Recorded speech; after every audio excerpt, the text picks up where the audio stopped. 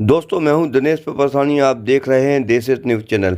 गहोई समाज के हित में प्रसिद्ध व्यापारी अमूल्य घी वाले सुरेंद्र टिकरिया और मोती माठ साहब ने क्या कहा, आप सुने। एक व्यक्ति एक पद।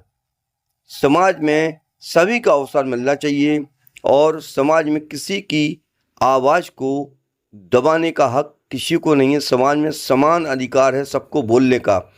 और अगर कोई इस तरीके से धमकी देता है किसी के कहने पर या खबर डालने पर, तो यह दोनों ही लोगों की बातें सुने। इन्होंने क्या कहा, ये बहुत ही अशोभनीय है और गहोई समाज को समझकर बोलना चाहिए कि हमारे ये समाज के ही अंग हैं और सबको बोलने का अधिकार है। आप देखते हैं, जुड़े हैं। मैं हूं दिनेश पसानी, देश हित न्यूज़ चैनल। कमेंट करें। व्यक्ति एक पद के विषय में आप क्या चर्चा करेंगे?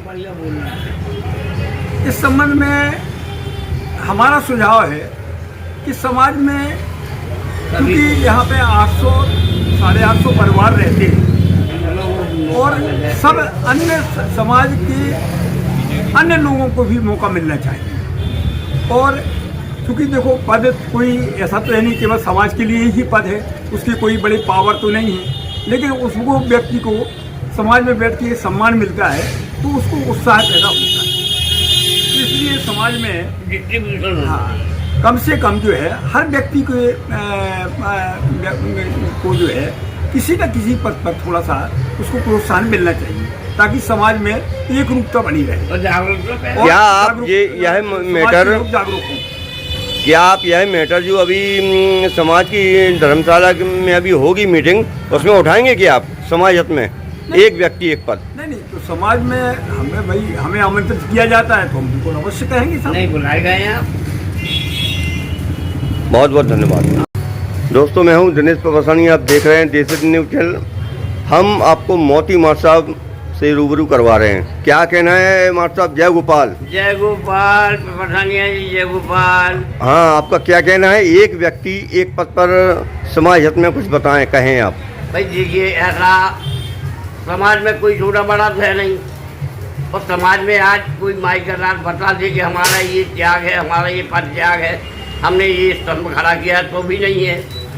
फिर ये ट्रस्टी जो, चाहे वो गहोई धर्मशाला के हों, चाहे मैट्रिकल स्कूल के हों, या गहोई धाम के हों, या किसी अन्य संस्था के हों, ये स्वयंभू उसमें कैसे पहुंच जाते हैं और बन जाते हैं। उनमें क्या है कि एक संगठन बना रखा है कि केवल उतने ही लोग संस्था में, किसी भी संस्था में, वो स्थायी उसके सदस्य बन जाएंगे।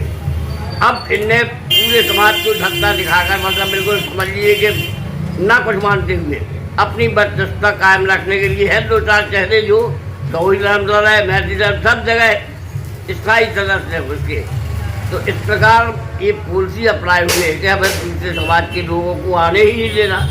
गहोई समाज की जब मीटिंग होती है, आम सभा होती है, तो आम सभा में ये प्रोग्राम लिखकर रजिस्टर पर लाते हैं और कहते हैं आम सभा है, जब तक किसी की बात ना तो सुनी जाती है। यानी सोची समझी साजिश। बिल्कुल पहले से ही प्रोग्राम बन गया था कि इन बातों पर चर्चा करना है। नहीं, करना ही नहीं है, वो चर्चा हो चुकी और रजिस्टर में लिखी होती है, वो लिखी नहीं जाती है कि ये प्रोग्राम, वो बस बाद में सिग्नेचर करा के कि ये निम्न प्रस्ताव पास हुए।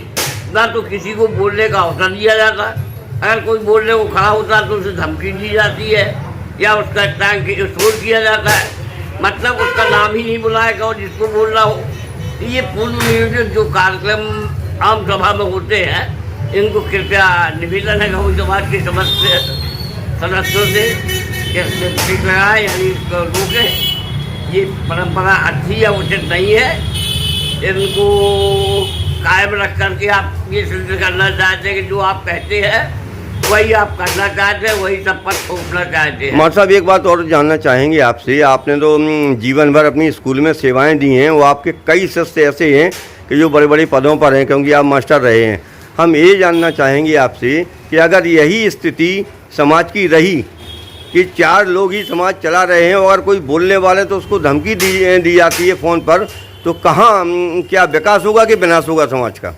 भाई देखिए, जिस प्रकार के सुनने में आ रहा है कि धमकी या उद्दंडता करने का प्रश्न उठता है, ये तो कहीं भी उचित या न्याय संगत नहीं कहा जा सकता है। ऐसा करने वालों को बार बार सोचना चाहिए कि वो क्या कर रहे हैं और किससे बोल रहे हैं कि उनका दूसरे लोग उत्तर भी दे सकते हैं। वे इस उम्मीद में न रहे कि उनका कोई उत्तर नहीं दिया जा सकता। लेकिन अगर वो अपने आप को स्वयं संयत कर देते हैं, संतुलित कर देते हैं, मृदुभाषी बना लेते हैं, विनम्र बना लेते हैं, तो समाज में उनका सत्कार सम्मान होना स्वाभाविक है। लेकिन अगर वे अपने लोग गालिब करके, किसी को अपमानित करके, किसी को दबाकर, किसी को धमकी देकर इस प्रकार के कार्य करते हैं, तो सर्वोच्च अन्याय माने न्याय संगत नहीं होगा। यानी पद पे रहने के बाद भी आप उद्दंडता दिखा रहे हो, ये भी नहीं समझ पा रहे कि हम समाज वाले से ही बात कर रहे हैं। वही मैं कह रहा हूँ कि अगर समाज में उद्दंडता दिखाओगे तो कहीं की नहीं रह जाओगे। ये बात मान के चलो, या समाज में तुम फिर कहता नहीं अब फूटन डालना चाहते हो, तुम 4 लोग ही समाज नहीं हो, पूरा समाज है। अब आप प्रेम रूसिया जी अध्यक्ष के बारे में बताएं। उन्होंने अपना चुनाव के समय पे घोषणा पत्र दिया था, 2 एकड़ जमीन समाज को देंगे, और भी कार्य के लिए घोषणा पत्र है अभी हमारे पास। तो क्या उन्होंने कार्य किया? क्या 2 एकड़ भूमि मिली समाज को? भाई देखिए, रूसिया जी ने कुछ दिया हो ना दिया हो, लेकिन समय जरूर दिया है। दूसरी बात, 2 एकड़ भूमि इन्होंने चुनाव घोषणा पत्र में प्रेमनारायण रूसिया जी ने कही थी, 2 आज 5 वर्ष मैंने आज तक पूरा नहीं किया। उन्हें अपनी बात पर कायम रहते हुए, अपने आप को समर्पित करते हुए समाज के लिए 2 एकड़ भूमि प्रस्तावित भूमि देना चाहिए, और दे ही देना चाहिए, अन्यथा यह उनकी छवि के विपरीत प्रभाव डालने वाला हो सकता है। ठीक है, ये जानना चाहेंगे कि ये अगर कोई सही बात कहता है समाज के लोग और उनको धमकियां मिलती हैं फ़ोन पर, तो ये कहाँ तक न्याय संगत है? नहीं, ये समाज के हित में नहीं है। समाज में चूँकि सब लोग एक से एक हैं और समाज संगठन से ही चलता है, किसी प्रकार की धमकियां देने या किसी प्रकार के दुराभाव पैदा करने से समाज का हित नहीं हो सकता।